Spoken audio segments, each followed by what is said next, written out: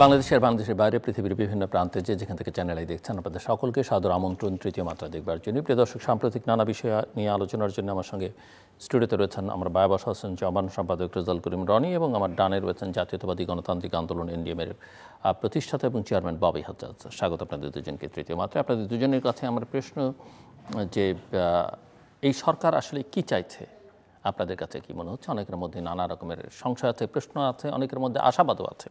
সরকার দীর্ঘমেয়াদে থাকুক, চিরকাল থাকুক, 5 বছরের জন্য থাকুক, কিন্তু অনেকের মধ্যে ভয়, ভীতি, আশঙ্কা, অভ্যন্তরীণ পরিস্থিতির কারণে বৈশ্বিক আঞ্চলিক পরিবেশ পরিস্থিতিতে তাদের যে চাওয়া, দৃষ্টিভঙ্গি, অ্যাকশনস সব মিলিয়ে। রেজাল করিম রনি, ধন্যবাদ আমাকে আমন্ত্রণ জানানোর জন্য, এবং যেখান থেকে শুনছেন আমাদের সবাইকে আমার সালাম, শুভেচ্ছা। দেখেন, একটা সরকারের মেয়াদ কতদিন হবে সেটা নির্ধারণ করার যে সাধারণ প্রক্রিয়া, নর্মাল প্রক্রিয়া, সেই প্রক্রিয়াগুলো যেহেতু এই সরকারের ক্ষেত্রে প্রযোজ্য না, এটা একটা অভ্যুত্থানের মধ্য দিয়ে, একটা ব্যতিক্রমী অবস্থার মধ্য দিয়ে আসা সরকার, সেই কারণে কিছু প্রযোজ্য না নিশ্চিত না। কোনটা প্রযোজ্য না নিশ্চিত না, দুটোর মধ্যে কিন্তু কনোটেশনের একটা পার্থক্য আছে। প্রযোজ্য না মানে হচ্ছে যা খুশি যতদিন খুশি, আর নিশ্চিত না মানে যেহেতু সংবিধান অনুযায়ী হয়নি, ওই অর্থে সংবিধানে নেই, সেই অর্থে একটা এক্সট্রা কনস্টিটিউশনাল টাইমে আমরা আছি। কিন্তু এর মানে এই না যে আপনি ধরেন অনন্তকাল ক্ষমতা থাকবেন, 5 বছর 10 বছর দেখতে চাই, যে এই রেটরিক্সগুলো এটা মিন করে না। আমি সেই আলোচনায় আসতেছি। সেটা হলো যে, তো যেহেতু এটা একটা ব্যতিক্রমী পরিস্থিতির মধ্য দিয়ে আসা সরকার, সেক্ষেত্রে এই সরকারের মেয়াদের ব্যাপারে আপনার এক ধরনের মিশ্র প্রতিক্রিয়া বা ধরেন ধোঁয়াশা আছে। কিন্তু ধোঁয়াশা থাকলেও কিন্তু সরকারের নামের মধ্যে কোনো ধোঁয়াশা নেই। সরকারের নাম হইল অন্তর্বর্তীকালীন সরকার। অন্তর্বর্তীকালীন নামের মধ্য দিয়ে এটা বোঝা যায় যে এটা পার্মানেন্ট কোনো ব্যবস্থা না। এইটা একটা ট্রানজিশনাল পিরিয়ডে যাওয়ার জন্য মধ্যবর্তী অবস্থার মধ্যে আমরা আছি। সো এটা নামের মধ্যেই পরিষ্কার। এখন এই অভ্যুত্থানের শক্তির বয়ানের মধ্য দিয়ে আপনি যদি ধরেন এখন এমন একটা জিনিস তৈরি করেন যে অভ্যুত্থানই হইল জনগণের ম্যান্ডেট কায়েম হয়ে গেছে, যে আলোচনা আমরা এর আগেও খানিকটা করছি, আবারও বলি, অভ্যুত্থানের মধ্য দিয়ে, পপুলার অভ্যুত্থানের মধ্য দিয়ে কোনো ম্যান্ডেট কায়েম হয় না। কারণ পপুলার অভ্যুত্থানের মধ্য দিয়ে একটা কমন এনিমি হইল, আমার আওয়ামী লীগের বিরুদ্ধে ধরেন আমাদের সমস্ত মানুষের ঐক্যবদ্ধ, বিভিন্ন শ্রেণী পেশা মানুষের একটা ঐক্যবদ্ধ অবস্থানের ফলশ্রুতিতে একটা গণ অভ্যুত্থান হলো, এবং শেখ হাসিনা ধরেন দেশ থেকে পালিয়ে ইন্ডিয়াতে চলে গেল। তার মানে এইটা না যে ধরেন এখানে রাজনৈতিক বন্দোবস্ত কায়েম হয়ে গেছে। তার মানে এইটা না যে সবাই আপনার এই যে রাজনৈতিক ফয়সালা যেটা মীমাংসা হয়ে গেছে, এবং তারপরে একটা অচল অবস্থার পরে 8 তারিখে একটা সরকার গঠিত হলো, এবং এই সরকার জনগণের ম্যান্ডেটের সরকার, সেইটা বলার সুযোগ নাই। এই কারণ হলো জনগণ, এই যে বিভিন্ন শ্রেণীর বিভক্তের জনগণের যে একটা ঐক্যবদ্ধ চাওয়া, শেখ হাসিনার পতন, সেই চাওয়া আর হইলো আমরা কেমন রাষ্ট্র চাই, কেমনভাবে নিজেদের শাসক আমরা নির্বাচিত করতে চাই, সেই চাওয়ার তারতম্য রয়ে গেল। আমার একটা প্রশ্ন, যে আমি তো হয়তো আপনাদের মতো জ্ঞান ট্যান কম, কিন্তু এই রাজনীতিতে রাজনৈতিক বন্দোবস্ত বা রাজনৈতিক ফয়সালা এটা চূড়ান্ত হয় কি না, মানে এটা কোনো পার্মানেন্ট কিছু কি না? না, দুনিয়াতে কোনো কিছুই পার্মানেন্ট না। রাজনৈতিক বন্দোবস্ত পার্মানেন্ট হবে কই থেকে? কিন্তু রাজনৈতিক বন্দোবস্ত, রাজনৈতিক ফয়সালা ছাড়া একটা দল বা রাষ্ট্র ফাংশন করে না। একটা রাজনৈতিক ফয়সালা থাকে, সেটা এক একটা দলের প্রস্তাবনা আকারে থাকে বা একটা জাতীয় রাজনীতি আকারেও থাকে। তো বাংলাদেশে এখানে রাজনৈতিক বন্দোবস্ত বা ফয়সালা বলে যেটা ছিল, সেটা ছিল আওয়ামী লীগ, এবং এখানে অন্যান্য দলগুলো আওয়ামী লীগেরই একটা রেপ্লিকা আকারে ফাংশন করতো বা রিঅ্যাকশনারি ফোর্স আকারে ফাংশন করতো। সেই আলাপও না। সেই পয়েন্ট যেটা হলো যে এখন আওয়ামী লীগের ব্যাপারে, মানে জামাতের আওয়ামী লীগের বিরোধিতা, বিএনপির আওয়ামী লীগের বিরোধিতা, একটা স্কুলের ছাত্রের আওয়ামী লীগের বিরোধিতা, ঢাকা ইউনিভার্সিটির ছাত্রের আওয়ামী লীগের বিরোধিতার তারতম্য আছে, এবং আওয়ামী লীগের ব্যাপারে দৃষ্টিভঙ্গিরও একটা তারতম্য আছে। ফলে এই তারতম্যটা যদি আপনি আমলে নেন, তাহলে এই সরকারের আপনার ক্ষমতায় আসার মধ্য দিয়ে এই পার্থক্য, এই বিভাজন বা আওয়ামী লীগের প্রতি এই বিভিন্ন রকম দৃষ্টিভঙ্গির অবসান হয়ে যায় নাই। ফলশ্রুতিতে এই অভ্যুত্থানকেই একটা ম্যান্ডেট আপনি কি মনে করেন ধরে নেওয়া ভুল হবে? আওয়ামী লীগের বিরুদ্ধে সবার একই মনোবৃত্তি থাকতে হবে একটা সমাজে, রাষ্ট্রে। অভ্যুত্থানের যখন হয়েছিল তখন একই মনোবৃত্তি ছিল যে আওয়ামী লীগকে চাই না, এই কারণে অভ্যুত্থান হয়েছিল। কিন্তু সেইটাই আমার পয়েন্ট। কিন্তু সেই মনোবৃত্তি একই মাত্রা, আওয়ামী লীগকে চাই না, মানে ওই সরকার চাই না, শেখ হাসিনা ক্ষমতায় চাই না। সেটা আওয়ামী লীগেরই সরকার ছিল, শেখ হাসিনা লিড দিত সেই সরকারটা। তো সেই সরকারের বিরুদ্ধে সবাই ঐক্যবদ্ধ ছিল বলেই পতন হয়েছে।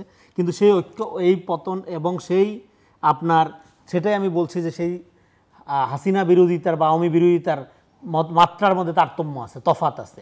এবং সেই তফাতের আলোকে রাজনীতি যে আলোচনাটা আপনি যে প্রশ্নটা আপনি রাখলেন যে তাহলে রাজনৈতিক বন্দোবস্ত কি হবে, সেই রাজনৈতিক বন্দোবস্তের আলোচনাটা হইল যে এই যে পার্থক্যটা, তার মানে আপনি অভ্যুত্থানকে যদি ধরে নেন যে অভ্যুত্থান হয়ে গেছে, তার মানে এখানে একটা ম্যান্ডেট কায়েম হয়ে গেছে, এবার এই সরকার 5 বছর 10 বছর অনন্তকাল থাকবে। এটার দুইটা ক্ষতি আছে। এক নাম্বার ক্ষতি হইল আপনি রাজনৈতিক জনগোষ্ঠী আকারে আমাদের যে বিকাশের দরকার সেটাকে আপনি আন্ডারমাইন করতেছেন। আর 2 নাম্বার হইল আপনি ভোটাধিকারবিহীন একটা দীর্ঘ ফ্যাসিস্টিক সময়ের মধ্যে ছিলেন, আপনি এখন একটা গণতান্ত্রিক প্রক্রিয়ার মধ্যে ফিরবেন। সেখানে গণতান্ত্রিক প্রক্রিয়ার মধ্যে ফেরার একটা প্রাইমারি আপনার ব্যাপার হলো নির্বাচন, ভোটাধিকার।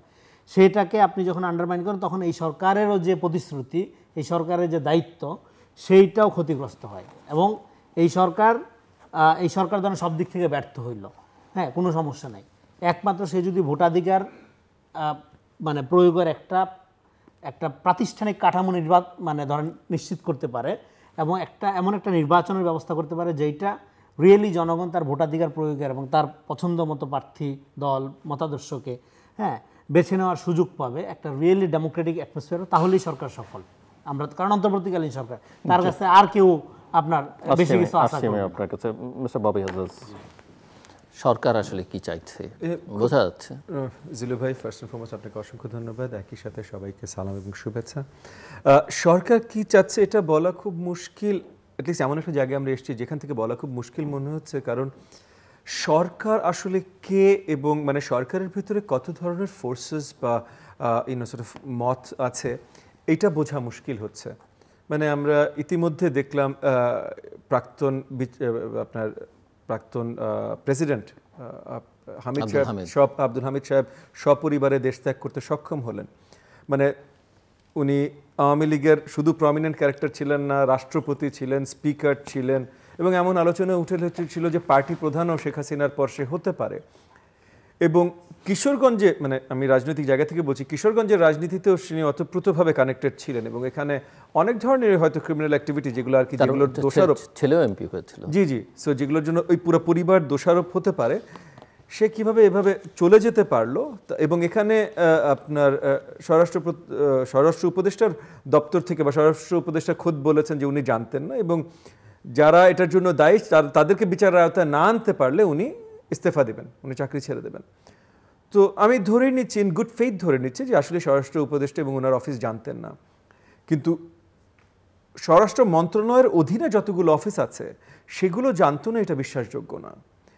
এবং আব্দুল হামিদ সাহেব নর্মাল একটা ক্যারেক্টার না। মানে আওয়ামী লীগের অনেক এমপি আছে যাদেরকে হয়তো সর্ট অফ আনলেস পাসপোর্টে লেখা, তাছাড়া সিভিল এভিয়েশন বা কেউ চিনবে না, সে চলে যাবে। আব্দুল হামিদ সাহেব এই ধরনের চেহারা না। মানে এয়ারপোর্টের একটা স্টাফ নাই যে চিনবে না আব্দুল হামিদ সাহেবকে। সেখানে তার চলে যেতে হলে সরকারের পক্ষ থেকে একটা সাপোর্ট আসতে হবে। এখন এই সরকারের পক্ষ থেকে সাপোর্টটা কে দিয়েছে বা কারা দিয়েছে এটা বের করাটা অত্যন্ত গুরুত্বপূর্ণ। ইতিমধ্যে আমি সরকারের ভেতরের দায়িত্বপ্রাপ্ত, আমি নাম নেব না কারণ তাদেরকে হয়তো অবমাননা করা হবে, বাট দায়িত্বপ্রাপ্ত সরকারের ভেতরে উচ্চ পর্যায়ের আপনার দায়িত্বপ্রাপ্তদের কাছ থেকে আমি শুনেছি যে তারা কমপ্লেইন করছেন যে এই সরকারের অনেক বড় বড় জায়গায়, গুরুত্বপূর্ণ জায়গায় এখনো হাসিনা সরকারকে যারা খুব ইন আর্নেস্ট সার্ভ করে গেছে, মানে প্রপারলি সার্ভ করেছে হাসিনা সরকারকে, তারা এখনো ওই জায়গাগুলোতে বসে আছে, দায়িত্বে বসে আছে।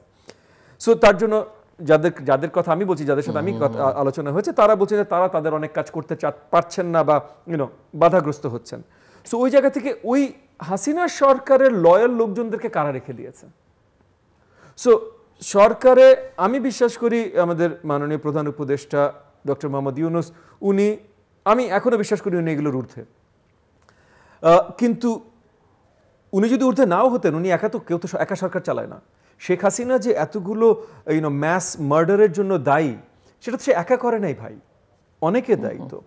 তো আমাদের মাননীয় প্রধান উপদেষ্টা এগুলোর সাথে কোনোভাবেই জড়িত না, কিন্তু তাহলে ওনার সরকারে তো কেউ না কেউ জড়িত, প্রভাব রাখতে পারছে এমন জায়গায় লোকজন জড়িত। সো তারা কারা, তারা কয়টা গ্রুপ, তারা কি চায়, এগুলো আসলে এখন আমাদের কাছে একেবারেই পরিষ্কার না। এগুলো যতক্ষণ পর্যন্ত পরিষ্কার না ততক্ষণ পর্যন্ত বলতেও চেষ্টা করা যে সরকার কি চায় খুব মুশকিল। কিন্তু এইগুলো কারণে যেটা হচ্ছে যে সরকারের প্রত্যেকটা মেসেজ ফ্র্যাকচার্ড মেসেজ বের হচ্ছে, মানে পরিষ্কার কোনো মেসেজ না। নির্বাচন নিয়ে একটা কথা হলে 24 ঘন্টা 48 ঘন্টার ভিতরে আরেকটা কথা চলে আসে নির্বাচন নিয়ে। যে কোনো কিছু নিয়ে একটা কথা হলে 24 ঘন্টা 48 ঘন্টার ভিতরে আরেকটা কথা চলে আসে। মাঝখানে এই যে আপনার রোহিঙ্গা করিডোর নিয়ে একটা আলোচনা শুরু হলো, বিভিন্ন জিনিসে আলোচনা শুরু হচ্ছে, এবং কোনো জায়গায় সরকারের শক্ত একটা ইউনিফাইড ভয়েস নাই।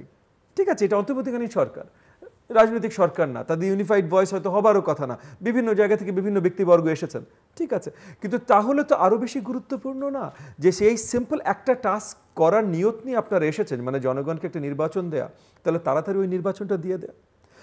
কিন্তু নির্বাচনটা যদি দিতেও হয়, এবং এই যে আজকে এই যে ইতিমধ্যে যে মানে আব্দুল হামিদ সাহেব যে পালালেন বা সক্ষম হলেন, এবং এই যে সকল রাজনৈতিক দল ইনক্লুডিং আমার দল, মানে সকল রাজনৈতিক দল থেকে একটা আওয়াজ আসছে যে আওয়ামী লীগের সাজা নিয়ে এই সরকারের ভেতরে বড় কোনো ইনথুজিয়াজম দেখা যাচ্ছে না। হ্যাঁ ঠিক আছে, মামলা হয়েছে, হাজার হাজার মামলা হয়েছে, বাট অ্যাকচুয়াল সাজা দেয়া নিয়ে বা এই মামলাগুলো সঠিকভাবে পরিচালনা করা নিয়ে এই সরকারের ভেতরে বড় কোনো তাগিদ আমরা দেখতে পাচ্ছি না।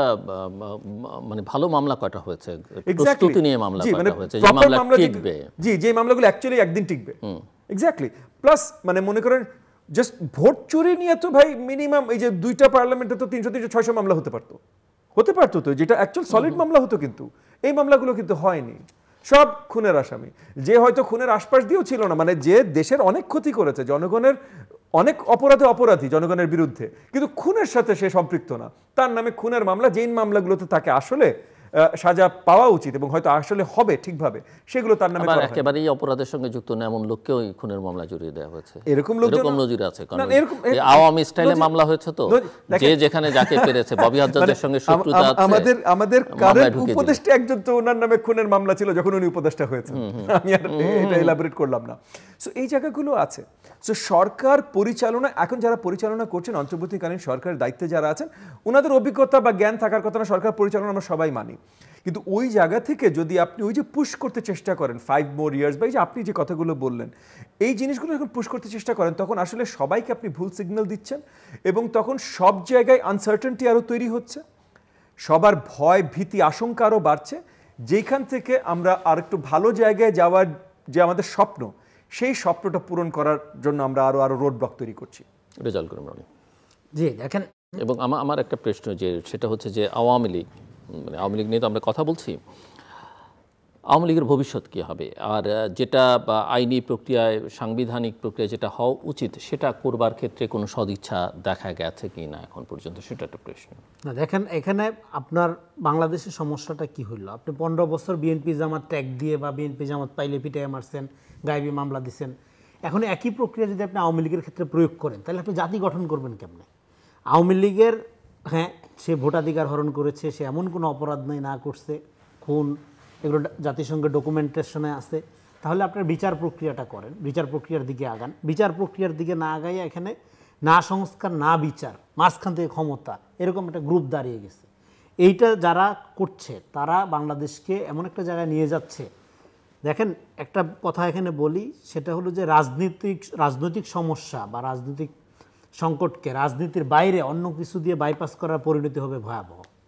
সেটা পলিটিক্স দিয়ে আমাদের করতে, আমাদের একটা পলিটিক্স লাগবে, কিন্তু এখানে সংস্কার, নির্বাচন, হ্যাঁ এগুলোকে একদম মুখোমুখি করে এমন একটা জায়গায় নিয়ে যাওয়া হচ্ছে যে এখানে নন পলিটিক্যাল এলিটসদের ক্ষমতায় থাকার বা ক্ষমতায় রাখার একটা চক্র দৃশ্যমান হচ্ছে। ফলে আস্থা, হ্যাঁ আস্থার একটা ঘাটতি তৈরি হচ্ছে। ট্রাস্ট যদি আপনি না তৈরি করতে পারেন, তাহলে তো আপনি অভ্যুত্থানের পরে যে ঐক্য দরকার, তারপর যে ইউনিটির মধ্য দিয়ে একটা ন্যাশনকে আপনার, হ্যাঁ এই সমস্ত প্রতিষ্ঠানগুলো আপনার পুনর্গঠন দরকার, শুধু সংস্কার না, একদম পুনর্গঠন করা দরকার, হ্যাঁ সেগুলোর ভ্যালুসগুলো ফিরায় আনা দরকার, সেটা তো আপনি পারবেন না। এবং ট্রাস্ট তখনই আসবে যখন ট্রান্সপারেন্সি আসবে। তো ফলে সরকারের প্রথম উচিত হলো নিজের ট্রান্সপারেন্সি নিশ্চিত করা, তাহলে সরকারের প্রতিও ট্রাস্ট আসবে মানুষের। এটা গেলো একটা। আরেকটা হলো আওয়ামী লীগের ব্যাপারে দেখেন, তাহলে প্রক্রিয়াটা কি হবে? এখন আওয়ামী লীগ তো ভাই আমাদের সমাজেরই অংশ, আমাদের প্রত্যেকের পরিবারের মধ্যে আওয়ামী লীগ আছে, এটি বাংলাদেশ। এখানে ক্লিনজিংয়ের পলিটিক্স করা যাবে না। আওয়ামী লীগ ক্লিনজিংয়ের পলিটিক্স করেই কিন্তু আজকে এই অবস্থায় গেছে। তো সেই শিক্ষাটা যদি আমরা নিতে পারি, অন্তত আওয়ামী লীগের কাছ থেকে যদি নিতে পারি, তাহলে আওয়ামী লীগের সাথে কী আচরণ করতে হবে এ ব্যাপারে মনে হয় আমাদের একটা সচেতনতা তৈরি হবে। আওয়ামী লীগের সাথে দেখেন প্রথম কথা হলো যে যখন মামলা নিয়ে কথা বললেন, ভিকটিম বিকাম কিলার্স। আওয়ামী লীগকে যদি আপনি ভিকটিম বানানোর প্রক্রিয়ায় নামেন এবং ভিকটিম কার্ড খেলার সুযোগ দেন, টুডে অর টুমরো বাংলাদেশকে এটার জন্য সাফার করতে হবে। ফলে আওয়ামী লীগকে এটা প্রপারলি ইনসাফপূর্ণভাবে ডিল করতে পারতে হবে। এটা বাংলাদেশের সামনে বড় চ্যালেঞ্জ, রাজনৈতিক দলগুলোর জন্য চ্যালেঞ্জ। সেক্ষেত্রে ধরেন একটা হলো ফৌজদারি অপরাধ, যারা সরাসরি হত্যা, খুন, গুণে অংশগ্রহণ করেছে, সেটা একটা। আরেকটা হলো ধরেন একটা আওয়ামী লীগের একটা লম্বা পুরানা দল, মতাদর্শ, চেতনা ইত্যাদির নামে সে বিশ্বাস করে আওয়ামী লীগকে। তো এখন বিশ্বাস যে করে, এবার আপনি তারেও যদি একটা খুনের মামলার মধ্যে ধরেন ঢুকাই দেন, যে আওয়ামী লীগের সমর্থক লোকালি করে, এবার ধরেন তার জমি দখল করা দরকার, আপনি ঠিক আছে, ফৌজদারির বাইরেও অপরাধ আছে, যেমন দুর্নীতি, এগুলো তো অপরাধ, এগুলো তো আপনাদের চিহ্নিত অপরাধ, সেগুলো তো মাত্রা আছে। আমি বলতেছি তাহলে একটা হলো যে থট ক্রাইম, যে একজন লোক সমর্থক নর্মালি সেটাকে রাজনীতি মনে করে, এবার আপনি তাকে কি করবেন? তাকে কি আপনি পিটায় মেরে ফেলবেন সমাজে? এটা তো সম্ভব না।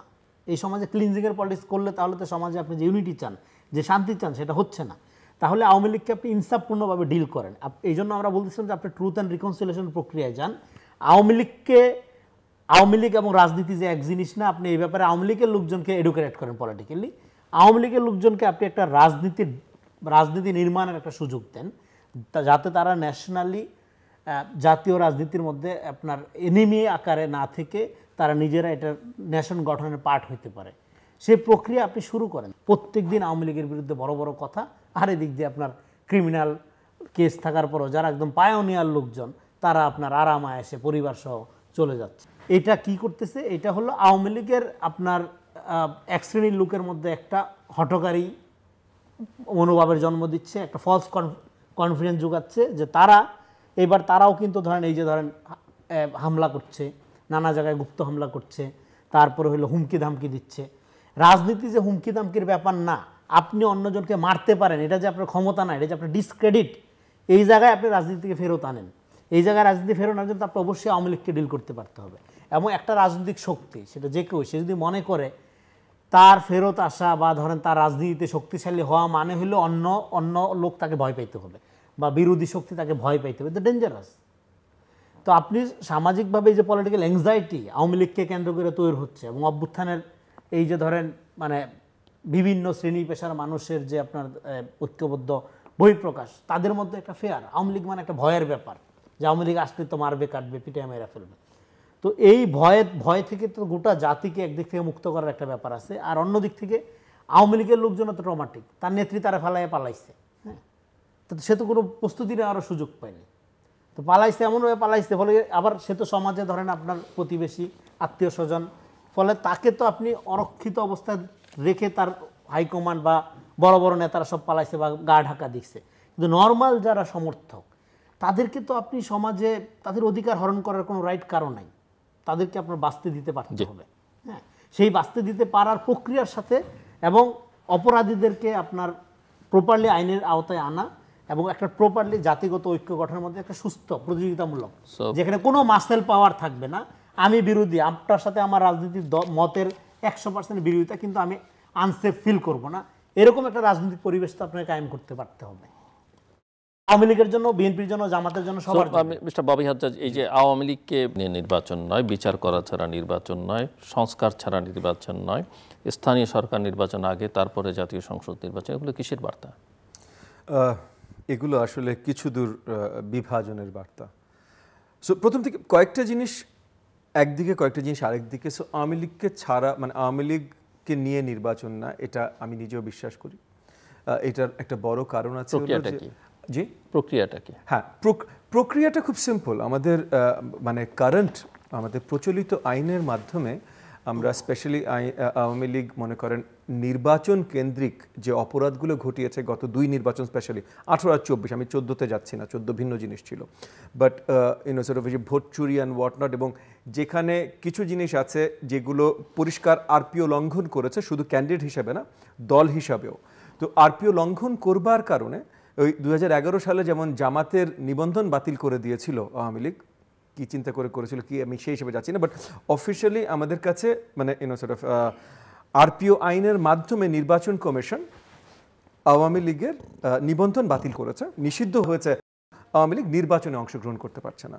আবার আপনি যদি ওই যে যেই আইনের আয়তায় ছাত্রলীগকে নিষিদ্ধ করেছে, এই যে টেররিজম অ্যাক্ট অ্যান্ড বটনা, এই ছাত্রলীগকে যেই কারণে নিষিদ্ধ করেছে সেটার সব তো অ্যাকচুয়ালি আওয়ামী লীগের সাথে জড়িত। সামনে নির্বাচনে আসতে দেওয়া হয়, এখন নির্বাচন তো দিতে হবে সুনার অর লেটার, 6 মাস পরে দিক, 8 মাস পরে দিক, 10 মাস পরে দিক, নির্বাচন তো দিতে হবে। আওয়ামী লীগকে জনগণ নির্বাচন করতে দিবে না, এটা যেটা আমার বিশ্বাস। মানে আমরা তো রাজপথে রাজনীতি করি, মাঠে ঘাটের অবস্থা জানি। সো মাঠে ঘাটে আওয়ামী লীগ নেতা মাথা তুলে ঘুরে বেড়াবে, এটা হবে না, at least in the near future হবে না।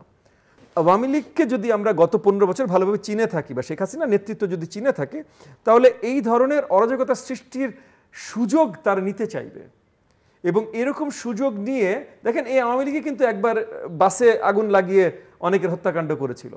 তো আগামী একটা নির্বাচনী প্রিপারেশনের সময় এরকম আরো কিছু করাতে পারে না, পুরো বিশ্বের কাছে বাংলাদেশের নির্বাচনকে আবার প্রশ্নবিদ্ধ করবার জন্য এবং নির্বাচন প্রক্রিয়াটাকে স্থগিত করে দেবার জন্য।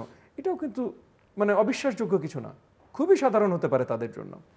সো এই জায়গাগুলো থেকে, এবং এমন না যে শুধু তাদেরকে থামানোর জন্য, অ্যাকচুয়ালি আইনগতভাবেও ফিলসফিক্যালিও না, কিন্তু হাইপোথেটিক্যালি আওয়ামী লীগ ইলেকশন করতে দিলে, ধরেন আপনি বাধা দিলেন না, সে ক্যান্ডিডেট দিতে পারলো কি পারলো না, মাথা তুলে দাঁড়াতে পারলো কি পারলো না, এটা একটা। আরেকটা হচ্ছে তাকে নিষিদ্ধ, প্রজ এন্ড কনস কি, মানে নির্বাচনের গ্রহণযোগ্যতার ইস্যুতে বলেন। আর আওয়ামী লীগ যেটা করতে পারে, আপনি বলছিলেন যে অরাজকতা তৈরি, সেটাকে নিষিদ্ধ করলে বেশি চান্স না সেটা করার আশঙ্কা বেশি করেন আপনি, না নির্বাচনে থাকলে তারা বেশি? দেখেন, ফার্স্ট অ্যান্ড ফরমোস্ট যদি একটা টেররিস্ট অর্গানাইজেশন টেররিস্টিক অ্যাক্টিভিটিস করতে চায়, তাদের নিষিদ্ধ অনিষিদ্ধ দিয়ে কিছু আসে যায় না। মানে আপনি নিষিদ্ধ করা দিয়ে একটা দলকে থামাতে পারবেন না কিছু করা। আমি জানি এই আর্গুমেন্টটা অনেক হয়েছে যে তাদেরকে আমরা নিষিদ্ধ করে দিই, তারা আন্ডারগ্রাউন্ড অর্গানাইজেশন হয়ে যাবে, তখন তারা ওই এককালে যেমন নকশালরা করতো তেমন রাস্তাঘাটে অ্যাক্টস অফ টেরোরিজম বা গোলাগুলি শুরু করবে। ভাই, তারা চাইলে এখনো করতে পারে। তারা যখন সরকারে ছিল, যখন করেছে, যেই পার্টিটা সরকারের থেকে এই অ্যাক্ট অফ টেররিজম করেছে, হেলমেট বাহিনীর জন্ম দিয়েছে, ম্যাস মার্ডার্স করেছে, তারা ভাই নিষিদ্ধ করেন না করেন, ওরা করতে পারলে ওরা করবে। রাইট নাও যদি করতে পারতো, রাইট নাও ওরা করতো। রাইট নাও ছোটখাটো যে ঝটিকা মিছিল ওরা নামাতে পারছে, ওরা সেটা নামাচ্ছে। রাইট নাও দুই একটা জায়গায় যেখানে ওরা অ্যাকচুয়ালি কি বলে নাম অ্যাটাক করতে পারছে, সেটা করছে। মানে গোপালগঞ্জে হয়েছে কয়েকজন মৃত্যুবরণ করেছে তাদের হামলায়। সো এমন না যে করছে না, এখন পারছে না বলে। সো এখন পারছে না, তাহলে পারার এক্সকিউজটা আমরা না দিয়ে দিই। প্লাস নীতিগতভাবে এবং আইনগতভাবে আপনি আরপিও আইন বলেন আর বাংলাদেশে পিনাল কোড বলেন, এই দুটোই ধরলে নীতিগতভাবে এবং আইনগতভাবে তারা মানে ওই নির্বাচনে অংশগ্রহণ করার রাইটটা হারিয়েছে। তাহলে তারা যদি নীতিগত এবং আইনগতভাবে রাইটটা হারিয়ে থাকে, তাহলে আমরা জোর করে কেন এই রাইটটা তাদেরকে ধরিয়ে দেবো? আর আপনি যদি বলেন যে মানে জনগণের অনেক একটা আর্গুমেন্ট আনে যে জনগণের একটা অংশ তাদেরকে পছন্দ করে। ভাই, জনগণের একটা অংশ অনেককে পছন্দ করতে পারে। আমি আপনাকে ধরে বলে দিতে পারি যে আপনি 72-তে যে যদি একটা পোল নিতেন, তখনও অনেকে বলতো আইয়ুব খান জোস। কারণ আজকে পর্যন্ত 54 বছর পরও অনেক বয়স্ক লোকজন বলে আইয়ুব খান খুব ভালো ছিল। তো 72 সালে বা 73 সালে আপনি আপনার কাছে আইয়ুব খান ভালো হলেই কি আমি পাকিস্তানকে ফেরত নিয়ে আসবো? সো ওই দ্যাট পারসিস্টস যে কতখানি জনগোষ্ঠী আওয়ামী লীগকে পছন্দ করে, এটা এখন irrelevant given the crimes they have committed. The party, এই দলটাকে তারা যে অপরাধগুলোর সাথে জড়িত, সেটার মাসুল তো তাদেরকে দিতে হবে এই পার্টিটাকে। আর এটার যারা সাপোর্টার আছেন, তারা যদি পরিষ্কার উপলব্ধি করেন, যেটা তাদের মেজরিটি অলরেডি গত বছরের জুলাই মাসে মেজরিটি উপলব্ধি করেছিলেন। আর ওই যে কথাটা বলছিলাম যে যদি তাদের সাপোর্টার থেকে থাকে, সাপোর্টার যে কোনো দলের এখন খুঁজে পাওয়া যেতে পারে। তাই বলে ওটা যদি আমাদের গণতন্ত্র বিরোধী হয় বা জনগণের বিরোধী কোনো শক্তি হয়ে থাকে, তাহলে সেটাকে আমরা সাপোর্ট করে আবার নির্বাচনে নিয়ে আসবো, সেটার কোনো জায়গা আমরা দেখি না। এবং সাপোর্টার যারা ছিল, তাদের মেজরিটি তো গত জুলাই মাসে তাদেরকে বর্জন করেছিল বলেই তো এই আন্দোলনটা সফলতা দেখেছে। সো তার মানে বড়ভাবে সাপোর্টার এখন আছে, এইটাও আসলে বিশ্বাসযোগ্য না। এখন অনেকে বলতে চাইতে পারেন বড়ভাবে সাপোর্টার আছে, এটাও বিশ্বাসযোগ্য না। সো আগামী নির্বাচনে আমার কাছে মনে হয় যে বাংলাদেশ আওয়ামী লীগ মানে আইনগতভাবে তাদের অধিকার থাকা উচিত না নির্বাচনে অংশগ্রহণ করার। তাহলে অন্তর্বর্তীকালীন সরকার পরিষ্কারভাবে দেখাক ভাই যে আওয়ামী লীগের যারা অন্যায়কারী ছিল তাদের সবাইকে বিচারের আওতায় আনছে।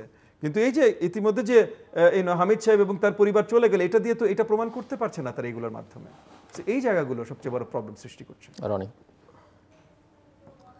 না দেখেন, আমার কথা ওই আগের কথাই পুরানো কথা। আগামী দিনে বাংলাদেশের রাজনৈতিক দলগুলোর জন্য নির্ধারিত হবে এই রাজনীতি তো এখন ধরেন নতুন একটা রাজনৈতিক নতুন অনেকগুলো রাজনৈতিক দল হচ্ছে, তার মধ্যে এনসিপি আলোচনার মধ্যে আছে।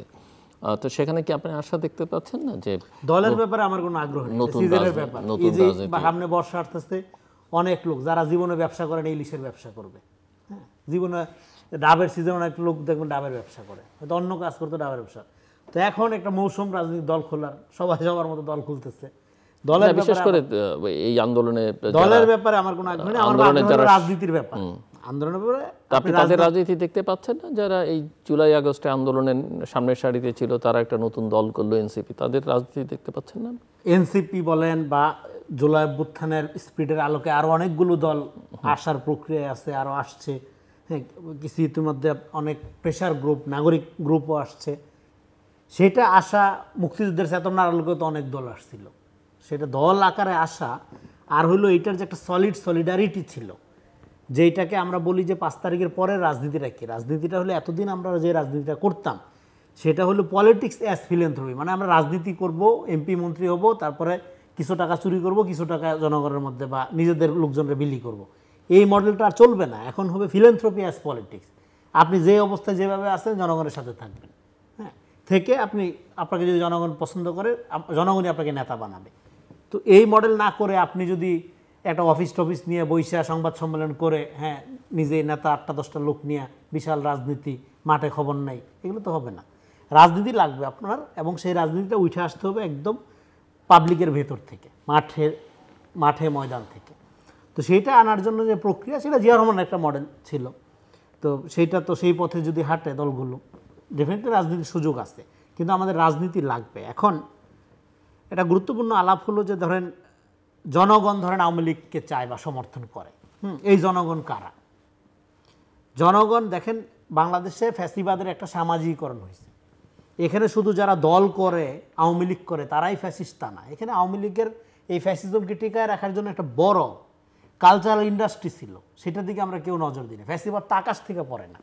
ফ্যাসিবাদ এখানে যে বয়ান, যে ন্যারেশনের মধ্যে দিয়ে তৈরি হয়েছে, এটা কি এখনো মেইন স্ট্রিম না? এটা এখনো মেইন স্ট্রিম, শুধু মেইন স্ট্রিম না, এটাই স্ট্রং এখনো পর্যন্ত। সো আপনি আওয়ামী লীগকে নিয়ে যত কথাই বলেন, বাংলাদেশের সমাজে রাজনীতির যে বয়ান, এখানের যে সাংস্কৃতিক মূলধারা, এটা আওয়ামী ধারা। এখানে গণতন্ত্রের ধারণার আওয়ামীকরণ করা হয়েছে। আপনার একটা লোক যদি ধরেন মুজিবপন্থী হয়, সে নিরপেক্ষ আওয়ামী লীগ আর জাতির বিবেক। কিন্তু অন্য একটা দল যদি সে করে, এবং সে যদি শিল্প সাহিত্য আর্ট কালচারের কথা বলে, মূর্খ, তার কোনো গুরুত্ব নেই, গ্রহণযোগ্যতা নেই। ফলে আমাদের সাংস্কৃতিক বোঝাপড়ার মধ্যে একটা আওয়ামীপনা রয়ে গেছে। সেইটাই আওয়ামী ফ্যাসিবাদকে একটা সাংগঠনিক রূপে হাজির করতে পারছে। সেক্ষেত্রে জনতার মধ্যে এই যে ফ্যাসিবাদের সামাজিকরণ করার মধ্য দিয়ে জনগণের একাংশের মধ্যে একটা স্বৈরতান্ত্রিকতা তৈরি হয়েছে। সেই স্বৈরতান্ত্রিকতাই আপনাকে সমাজে এই বয়ান চালু করার সুযোগ দেয় যে অমুকরে 5 বছর চাই, 10 বছর চাই, অনন্তকাল চাই। হ্যাঁ, এটা হাসিনার মডেল। তো ফলে জনগণকে পলিটিক্যালি এডুকেটেড করার জন্য দেখেন আওয়ামী লীগের সময় সবচেয়ে বড় ক্ষতি কোনটা হয়েছে? 3টা ভোট নষ্ট করছে, ইলেকশন নষ্ট করছে এইটা, সমস্ত প্রতিষ্ঠান ধ্বংস করছে এইটা? নো, সবচেয়ে বড় ক্ষতি হয়েছে মানুষের মোরাল ফ্যাব্রিক্সে নষ্ট করে দিচ্ছে।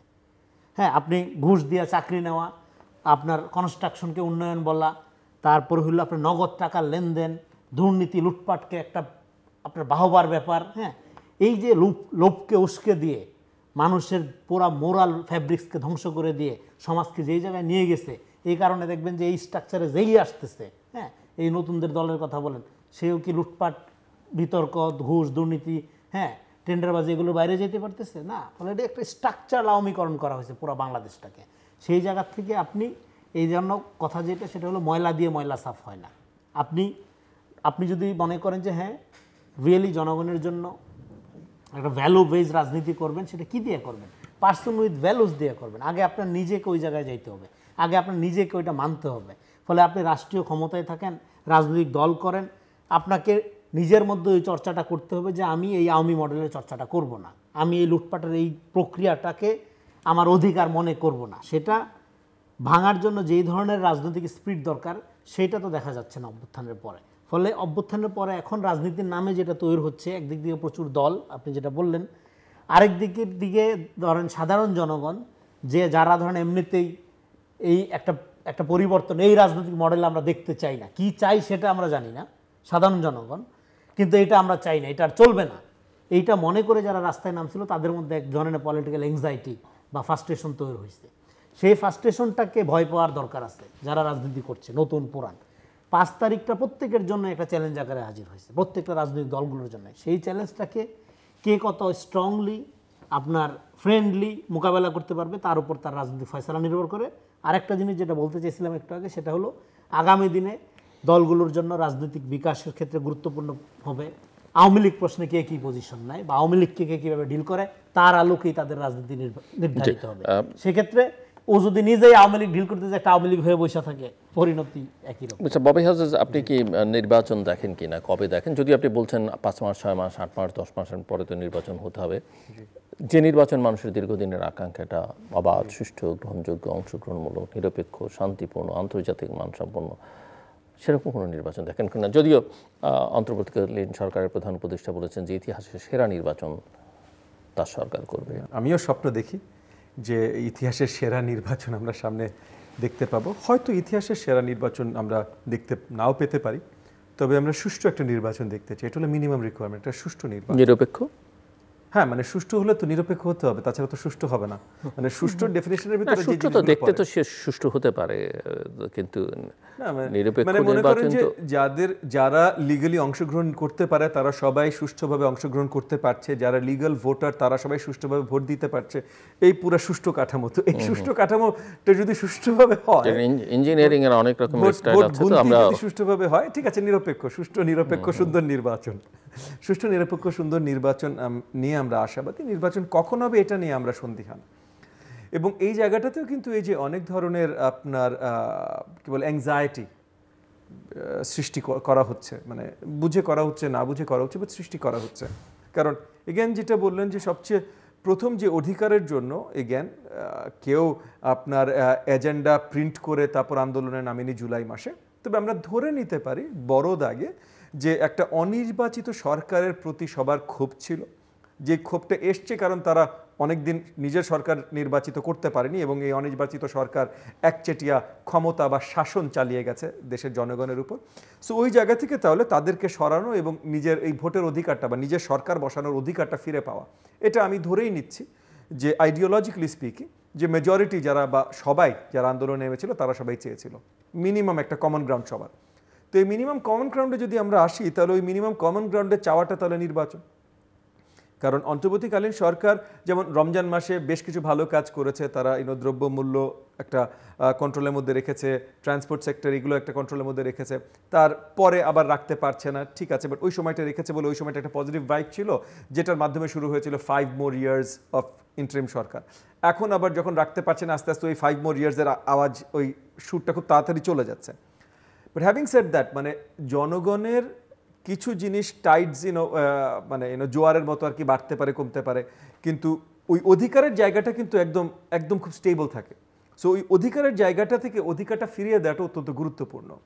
অন্তর্বর্তীকালীন সরকারের ভেতর থেকে অধিকার ফিরিয়ে দেয়া নিয়ে পরিষ্কার কোনো রোডম্যাপ বা কিছু আসছে না, এইটা হলো মুশকিল। আমি নির্বাচন দেখছি সামনে, আমি আশা রাখছি সুন্দর, নিরপেক্ষ, সুষ্ঠু একটা নির্বাচন হবে, কিন্তু এই নির্বাচনটা কবে হবে, কিভাবে হবে, এটা যদি পরিষ্কার করে অন্তর্বর্তীকালীন সরকার করে দেন, কারণ অন্তর্বর্তীকালীন সরকারের দায়িত্ব, স্টেক হোল্ডার কিন্তু আরও অনেক আছে, রাজনৈতিক দলরা স্টেক হোল্ডার আছে, ইকোনমিক ফোর্সের স্টেক হোল্ডার আছে, অনেক স্টেক হোল্ডার আছে। বেশিরভাগ স্টেক হোল্ডার হয়তো শীঘ্রই একটা সুন্দর নির্বাচন চাচ্ছে, কিন্তু দেয়ার দায়িত্ব অন্তর্বর্তীকালীন সরকারের। এখন অন্তর্বর্তীকালীন সরকার যদি সবার কথা শুনে বুঝে সুন্দর করে অগ্রসর হন, তাহলে আর কোনো অ্যাংজাইটি থাকে না, কোনো ঝামেলা থাকে না, এবং দেশ একটা সঠিক পথে চলাচল শুরু করে বা চলতে থাকে। যেহেতু তারা এই জিনিসটা পরিষ্কার করছেন না, এইখানে যত সব ঝামেলা ক্রিয়েট হচ্ছে। এই যে আওয়ামী লীগকে নিয়ে প্রশ্ন, এগুলোও কিন্তু এই কারণে তৈরি হচ্ছে। কারণ রাজনৈতিক দল যারা আছে তারা সবাই কিন্তু একমত, যারা দোষী, যারা অপরাধী, তাদের সবার শক্ত বিচার হতে হবে। রাজনৈতিক দল সবগুলো একমত। তো রাজনৈতিক দলগুলো সব একমত, অন্তর্বর্তীকালীন সরকার আছে এবং এই বিচার যাদের হবার কথা তারা পালিয়ে যাচ্ছে। তো এই জায়গাগুলোতে এগেন আপনি যে কোনো ইস্যুতে ফেরত আসেন না কেন, আমাদের আসতে হবে যে তাহলে নির্বাচন হতে হবে। সো এখন তাহলে নির্বাচন অন্তর্বর্তীকালীন সরকার সুন্দর তাড়াতাড়ি একটা ডেট দিয়ে ডেকে সুন্দরভাবে করতে পারে, বা শক্ত এক্সটার্নাল প্রেশার তৈরি হবার অপেক্ষা করতে পারে, যেটা সুনার লেটার হবে। কিন্তু ওটা হলে তখন আর ওই যে সুন্দরভাবে যে একটা নির্বাচন এবং অন্তর্বর্তীকালীন সরকারও সুন্দরভাবে একটা এক্সিট, এই জিনিসগুলো আর হবে না তখন। সো রেজাল্ট কর্মী ক্লোজিং রিমার্কস 2 মিনিট সময়। দেখেন, নির্বাচন, এই সরকার নির্বাচন দিবে না তো কি দিবে, কি করবে, মানে আর কি আছে করার? তো নির্বাচন নিয়ে কথা বলাটা আমি মনে করি আনফরচুনেট, কারণ আপনি দীর্ঘদিন ফ্যাসিবাদের মধ্যে ছিলেন, ভোটাধিকার বঞ্চিত ছিলেন, আপনি গণতান্ত্রিক প্রক্রিয়ায় ফিরবেন। তো গণতান্ত্রিক প্রক্রিয়ায় ফেরার প্রাইমারি স্টেজ হলো জনগণের ভোটাধিকার। তো এইটা ছাড়া আপনি কীভাবে ফিরবেন? এটা একটা। আর একটা কথা বলি যে দেখেন, ভোট দেওয়ার থেকে আপনি যদি জনগণকে বিরত রাখেন, আওয়ামী লীগ কিন্তু এক কৌশল, নির্বাচন কিন্তু আওয়ামী লীগ কখনো বন্ধ রাখেনি। আওয়ামী লীগ একটি নির্বাচনবাদী দল, ভয় পাইতো ভোটকে।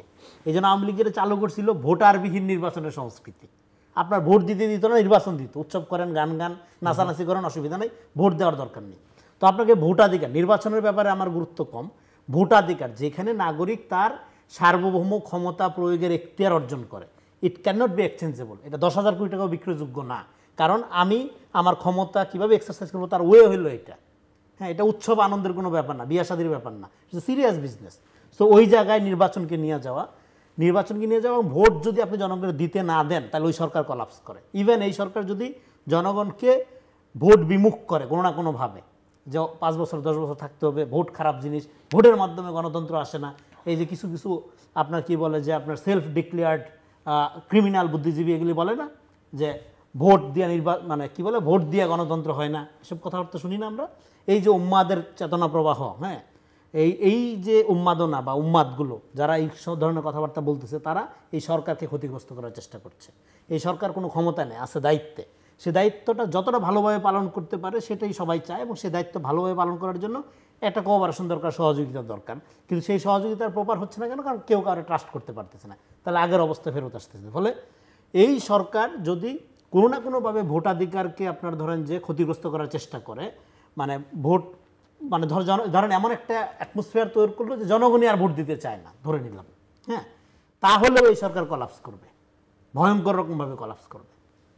কারণ রাজনৈতিক প্রক্রিয়ায় এইটা মন্দ হোক ভালো হোক, দেখেন ইরানের মতো একটা সরকার যেটা একটা বিপ্লবের মধ্য দিয়ে আসছে, তারও একটা ভোট করতে হয়, নির্বাচন দিতে হয়, এরদোয়ানকে একটা ভোট দিতে হয়, যে কোনো একটা আপনার নর্থ কোরিয়াতেও ভোট হয়, হ্যাঁ। ফলে ভোটের প্রক্রিয়া আপনার লাগবে।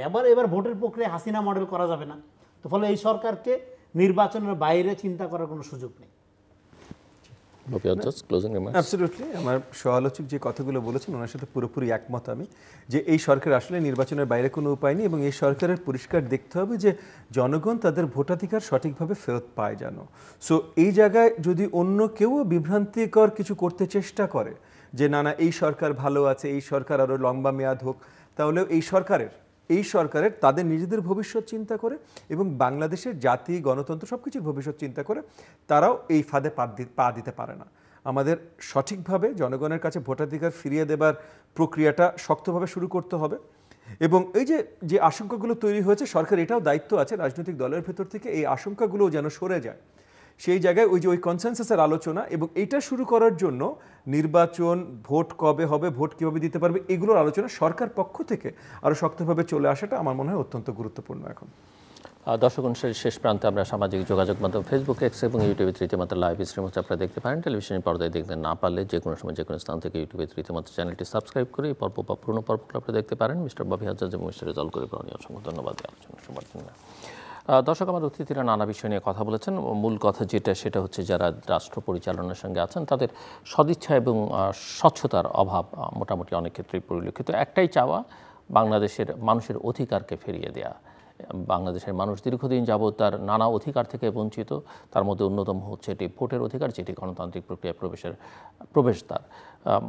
সবাই আশা করছেন যে অত্যন্ত দ্রুততার সঙ্গে যত দ্রুত সম্ভব একটা অবাধ, সুষ্ঠু, গ্রহণযোগ্য, অংশগ্রহণমূলক নির্বাচনের আয়োজন এই সরকার করবে এবং সেটার সঙ্গে তাদের সম্মানেরও প্রশ্ন জড়িত।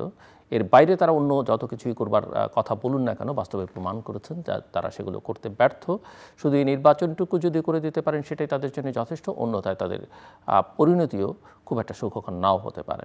আমাদের সঙ্গে থাকবার জন্য অসংখ্য ধন্যবাদ। আপনাদের সবার জন্য শুভকামনা।